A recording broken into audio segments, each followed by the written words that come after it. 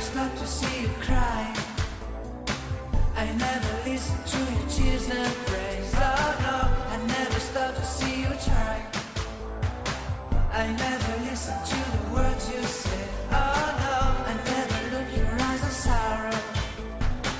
I never listen to your cries of pain. You get your love and I don't care. I'm sometimes foolish and so vain. Oh no, I never told you that I love you.